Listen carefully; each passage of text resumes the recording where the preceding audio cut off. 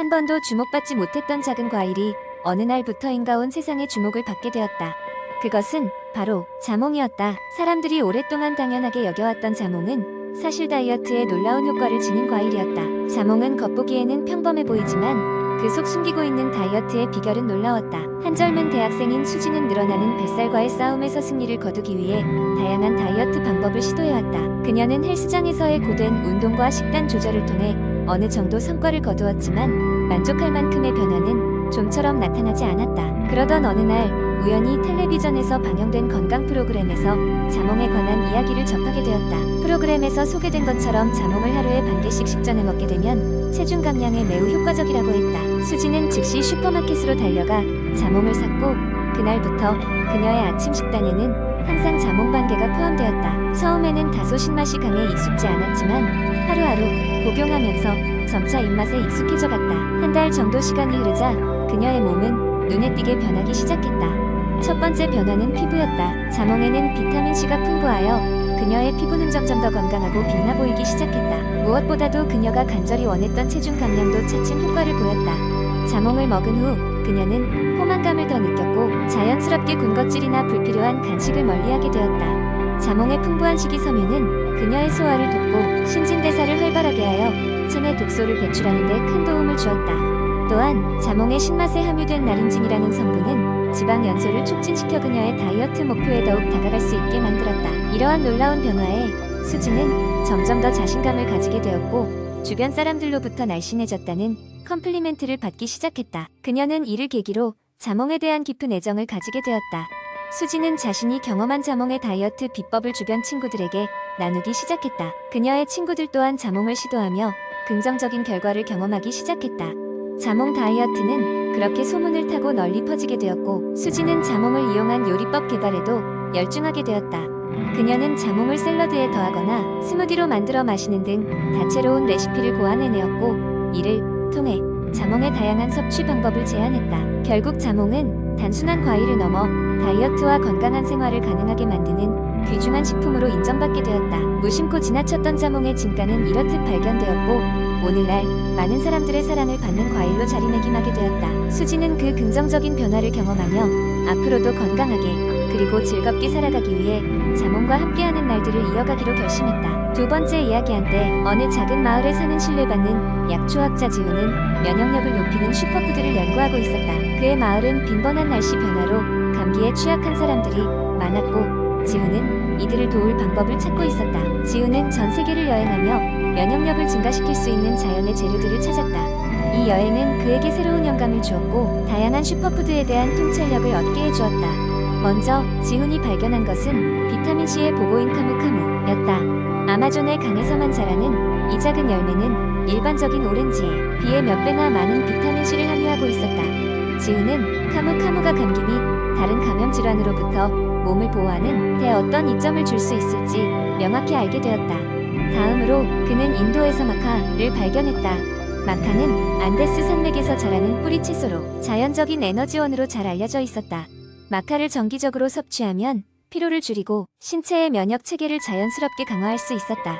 지우는 또 다른 슈퍼푸드인 마늘의 중요성을 재발견했다. 고대부터 자연 항생제라고 불렸던 마늘은 항균 미양 바이러스 특성을 가지고 있어 면역 세포를 촉진시켰다. 그의 연구는 마늘이 혈액 순환을 개선하여 면역 세포의 이동을 원활하게 해준다는 사실도 밝혀냈다. 그는 또한 발효식품에 주목했다. 김치, 요구르트 그리고 나토와 같은 발효식품은 장 건강을 촉진하고 이로 인해 체내 면역 체계가 강화되는 것으로 나타났다. 건강한 장이 면역 체계의 주요 부분을 차지한다는 점에서 매우 중요한 발견이었다.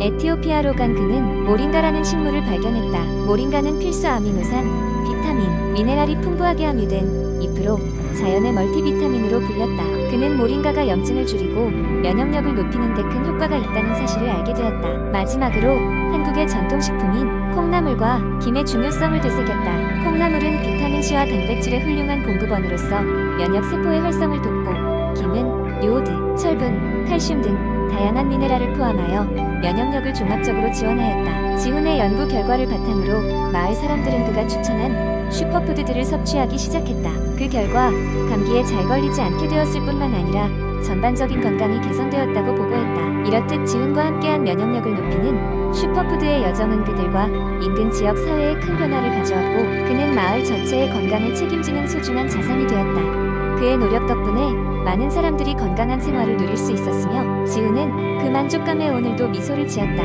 세 번째 이야기, 코로나 시대를 맞이하면서 전 세계 사람들은 건강과 면역력의 중요성을 새삼 깨닫게 되었습니다. 면역력을 강화하여 바이러스에 대비하려는 노력은 이제 전 세계에서 공통적으로 중요한 관심사가 되었습니다. 이러한 시대의 흐름 속에서 많은 사람들이 자신의 건강을 지키기 위해 다양한 방법들을 시도하였습니다. 첫 번째로 사람들이 가장 쉽게 접근할 수 있는 방법은 식습관 개선입니다.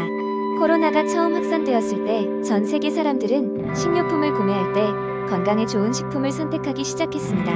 가공식품보다는 신선한 채소와 과일을 먹으며 비타민과 미네랄 섭취를 늘리려는 경향이 두드러졌습니다. 비타민C가 풍부한 감귤류, 항산화제 역할을 하는 블루베리와 같은 과일이 많이 소비되었습니다. 또한 면역력을 높여준다고 알려진 마늘, 생강, 강황과 같은 향신료도 각광받기 시작했습니다. 운동도 코로나 시대의 중요한 면역력 강화 방법 중 하나로 자리 잡았습니다. 많은 사람들이 코로나19로 인해 체육관에 갈 수 없게 되자 집에서 할 수 있는 홈트레이닝이나 요가에 눈을 돌렸습니다. 유튜브와 같은 플랫폼을 통해 다양한 운동 루틴을 접할 수 있었으며 특히 줌을 통해 온라인으로 요가 클래스에 참여하는 등 비대면 활동이 활발해졌습니다. 규칙적인 운동은 신체를 건강하게 유지하는 데 도움을 주며 결과적으로 면역력을 강화시킵니다. 정신건강관리도 간과할 수 없는 면역력 강화 요소입니다. 코로나로 인해 외부 활동이 제한되고 사회적 거리두기가 시행됨에 따라 많은 사람들은 고립감과 스트레스를 경험했습니다. 이에 따라 명상이나 호흡, 운동과 같은 정신건강을 위한 활동이 중요해졌습니다. 마음의 평화를 찾는 명상은 스트레스를 줄이고 면역체계가 외부 스트레스 요인에 더 잘 대처하도록 도움을 줄 수 있습니다. 또한 수면의 중요성도 재조명되었습니다. 좋은 수면은 신체가 회복되고 면역체계를 강화하는 데 핵심적인 역할을 합니다. 사람들은 수면의 질을 높이기 위해 규칙적인 수면 습관을 가지려 노력했습니다. 침실 환경을 어둡고 조용하게 유지하거나 스마트폰과 같은 전자기기 사용을 줄여야 한다는 인식이 널리 퍼졌습니다. 코로나 시대의 면역력 강화 방법은 결국 우리의 일상 습관을 적극적으로 개선하고 건강관리에 더 많은 관심을 갖게 만드는 계기가 되었습니다.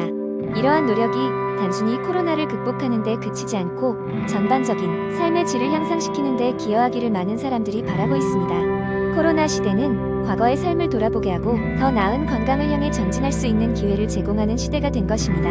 네 번째 이야기, 어느 날 아침 지훈은 거울 앞에 서서 자신의 자세를 점검하고 있었다. 왜 내 어깨는 이렇게 앞으로 굽어있는 걸까?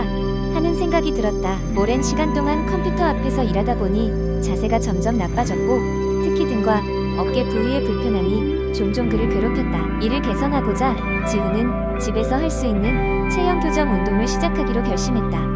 첫 번째로 그는 자신의 문제를 정확히 이해하기 위해 인터넷을 검색하고 다양한 정보를 수집하기 시작했다. 여러 블로그와 유튜브 영상에서 집에서 쉽게 따라할 수 있는 운동 방법들을 발견할 수 있었다. 가장 소개된 운동은 고양이 소 자세였다. 이 운동은 척추를 유연하게 만들어주고 등을 펴는 데 도움이 된다. 지훈은 매일 아침 일어나자마자 이 동작을 하기로 결심했다. 그는 매트를 방 바닥에 깔고 네 발로 서서 천천히 등을 아치 모양으로 만드는 데 집중했다. 숨을 들이쉬며 등을 둥글게 만들고 내쉬면서 천천히 등을 내려주는 과정을 반복했다. 이 단순한 동작은 등과 목 근육의 긴장을 풀어주었고 하루를 시작하는 그의 자세를 바르게 잡아주는 효과가 있었다. 하지만 고양이 소 자세만으로는 부족했다. 그래서 지훈은 어깨와 등 상부를 강화하기 위한 YTI 자세라는 운동도 함께 병행했다. 이 운동은 등을 펴는 데 도움을 주며 특히 상체의 자세 교정에 탁월하다. 그는 엎드린 상태에서 팔을 Y자 모양으로 올리고 다시 T자, I자로 바꾸며 천천히 어깨 근육을 강화시켰다. 이 동작은 처음에는 쉽지 않았지만 꾸준히 하다 보니 시간이 지날수록 몸의 변화가 느껴졌다. 지훈은 또한 매일 낮에는 벽에 기대어 서기를 실천했다. 이 간단한 스트레칭은 등을 편 상태로 벽에 기대면서 자세를 올바르게 잡는 데 도움을 주었다. 그는 어깨를 뒤로 젖히고 벽에 닿도록 하면서 벽과의 접촉을 통해 어깨가 앞으로 굽지 않도록 신경 썼다. 점점 그의 어깨는 정상적인 위치로 돌아오고 이는 그에게 큰 만족감을 주었다. 시간이 흐르면서 지훈은 단순히 운동만 하는 것이 아니라 일상생활에서도 바른 자세를 유지하려고 노력했다. 걸을 때나 앉을 때 등 계속해서 자신의 자세를 점검하고 개선하려는 노력을 기울였다. 그 결과 그의 자세는 눈에 띄게 좋아졌고 주변 사람들로부터도 요즘 자세가 좋아진 것 같다라는 칭찬을 듣게 되었다. 이 경험을 통해 지우는 체형 교정 운동이 단지 외적인 변화에 그치지 않고 전반적인 건강 개선 및 자신감 향상에도 큰 도움이 된다는 것을 깨달았다. 이제 그는 이러한 경험을 주변 친구들과 가족들에게도 공유하며 그들도 건강한 라이프 스타일을 만들어 나갈 수 있도록 돕고 있다. 비록 시작은 작은 불편함에서 비롯되었지만 그 결과는 그의 삶 전반에 긍정적인 변화를 가져왔다.